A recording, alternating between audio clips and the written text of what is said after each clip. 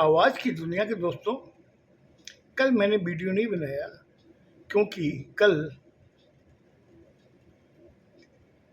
श्री शंकर जी का अभिषेक कर रहे थे घर में। काफ़ी लोग आए हुए थे तो मैं फ्री हुआ जाकर के कोई शाम को 5 बजे, इसलिए वीडियो नहीं बना पाया। और अब मैं उसको कंटिन्यू करते हुए आपको बता रहा हूँ कि जब किन्नर का झुंड उनके घर पहुँचा, उस 5 साल की लड़की को जबरन जब लेके जा रहे थे, इधर में उसकी माँ, उसके पिताजी, उसकी सास सब रो रही थी। वो लड़की भी ज़ोर ज़ोर से रो रही थी कि मम्मी मुझे नहीं जाना है, मम्मी मुझे नहीं जाना है।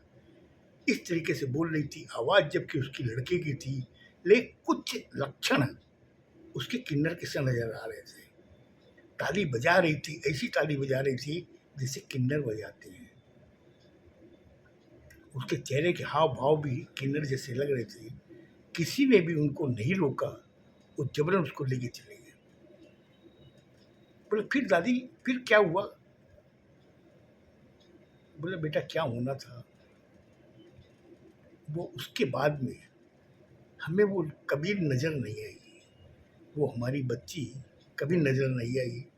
हम लोग खाली हमारे ख्यालों में ही थी वो, कि वो ऐसी थी, ऐसा करती थी, ये करती थी, लेकिन कभी वो हमसे मिलने नहीं आई। बोले दादी इसके लिए आप लोगों ने पुलिस में कंप्लेंट क्यों नहीं की? बोले हम लोग गए थे, उस बच्ची के पापा थाने में गए, जाके उन्होंने शिकायत की।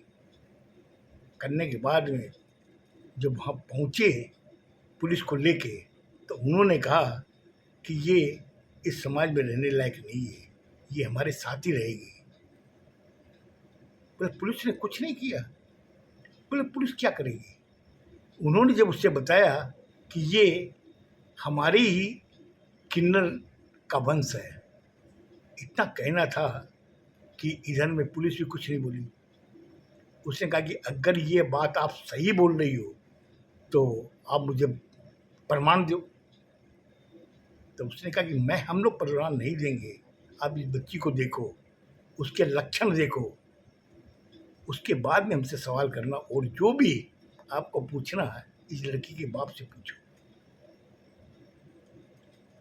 पुलिस वहाँ से उसके पिता को लेके बाहर आ गई, आके कहा कि आप सही बताइए, आखिर वो जो बोल रहे हैं क्या सही है? उसने कहा कि बात ऐसी है कि हम लोग जब 5 साल बाद में जब डॉक्टर के पास इसको लेके गई बीमारी की वजह से, तो वहाँ पे जब उसने परीक्षण किया, करने के बाद उसने कहा कि ये न तो नरी है न नर है, ये किन्नर है। बोले उसका कोई सर्टिफिकेट आपके पास है? बोला हाँ, वो मेरे घर में मेरे साथ में नहीं है। बोले ठीक है आप घर चलिए। पुलिस उसके पापा को लेके घर आई। आने के बाद जब सर्टिफिकेट देखा, देखने के बाद में उन्होंने कहा कि हम लोग कुछ नहीं कर सकते, क्योंकि ये समाज जो है, जो इस टाइप के नस्ल को मंजूरी नहीं देता है, इसलिए हम लोग कुछ नहीं कर पाएंगे। अच्छा होगा कि आप अपनी बच्ची को भूल जाएं। पर फिर दादी, बोले फिर क्या होगा? वो लोग अपने हाथ ऊंचे कर दिए पुलिस ने, और ये घर में ले गए। उसके बाद में आज तक उस बच्ची का पता नहीं है क्या हुआ, कब हुआ, कहाँ रही, किसके साथ में है, कुछ पता नहीं है। बोले क्या ऐसा किन्नर के साथ होता है? बोले बेटी किन्नर के साथ होता है या नहीं होता है ये मुझे मालूम नहीं है, लेकिन जो इस समाज की जो हकीकत है वो आईना मैं तुम्हें दिखा रही हूँ। और ये चीज़ खाली इस कलयुग में नहीं है, ये द्वापर में भी हुआ था।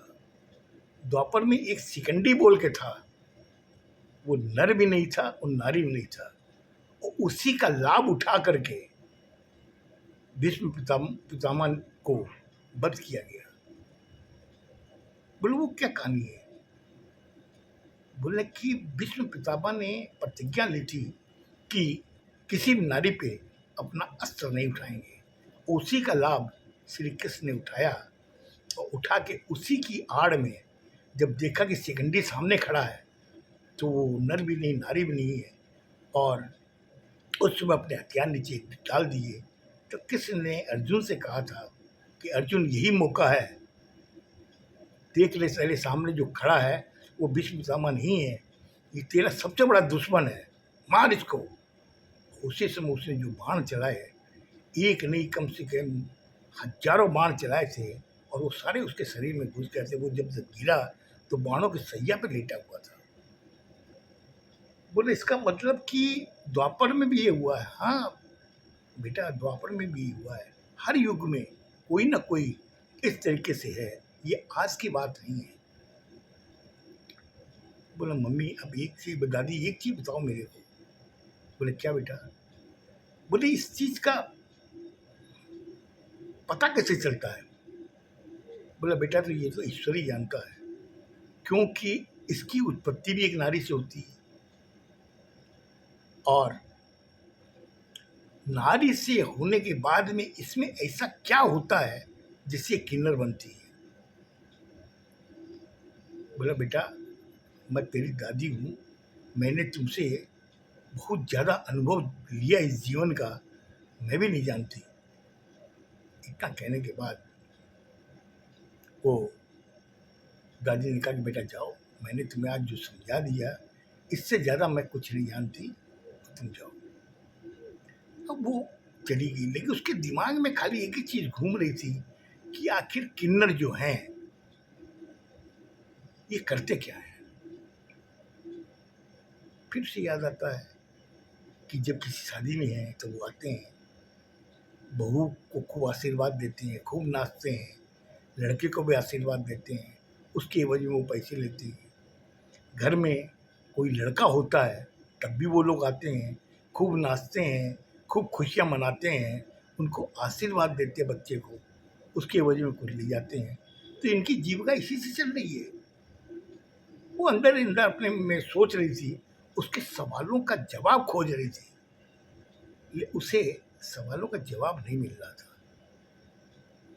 अब ये जो किन्नर की जो कहानी है मैं यही छोड़ता हूँ, क्योंकि ये भी एक आश्चर्यजनक ईश्वर की ऐसी एक मूर्त है जिसको हम लोग देखते तो हैं लेकिन इसके पीछे की हकीकत नहीं जानते कि हकीकत क्या है, कैसे ये अपने जीवन में, अपने संसार में, इस समाज में रह करके भी इनको तिरस्कार मिलता है, तिरस्कार मिलता है। अब मैं आपको एक चीज़ बता रहा हूँ कि किन्नर एक ऐसा नस्ल है, अगर आप किसी अच्छे काम से जा रहे हो, अगर सामने किन्नर मिल गया तो आप समझिए कितना भी कठिन काम क्यों ना हो, वो आप सफलता प्राप्त करोगे। अब बताइए, ये भी एक ईश्वर की मतलब की मेहरबानी है कि अगर कोई काम में आप जा रहे हो, अगर आपके सामने किन्नर मिल गया तो आपका कितना भी कठिन काम क्यों ना हो वो आपका सफल होगा। तो ये क्या है, वो किन्नर इतनी खुशियाँ मनाते हैं, उसकी एवज में पैसे लगे, लेकिन उनकी जीविका तो उसी से चल रही है, हम लोग उसको क्यों दुत्कारते हैं। और सबसे बड़ी बात ये, जब किन्नर घर में आते हैं तो घर का हर शख्स उससे दूरी बना के रखना चाहता है, उससे डरता है। ये डर का भाव भी हमारे घर के बुजुर्गों ने हमें दिखाया है, सिखाया है कि बेटा ये ऐसे दूरी बना के रखो। आखिर क्यों?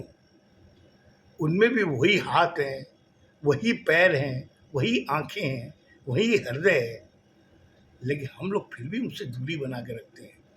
ये हमारे बुजुर्गों ने हमें सिखाया है। बुजुर्गों ने भी कभी ये चेष्टा नहीं की इनकी जो जीवन लीला है या जीने की शैली है वो क्या है, कोई नहीं जानता। ये अदृश्य रहते हैं और अदृश्य ही इस दुनिया से विलय हो जाते हैं।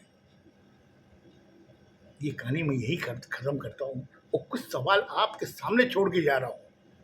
सोचिए, ये भी ईश्वर की एक उत्पत्ति है, लेकिन फिर भी हम लोग इसे तिरस्कार की नज़रों से देखते हैं। खुश रहो, स्वस्थ रहो, धन्यवाद।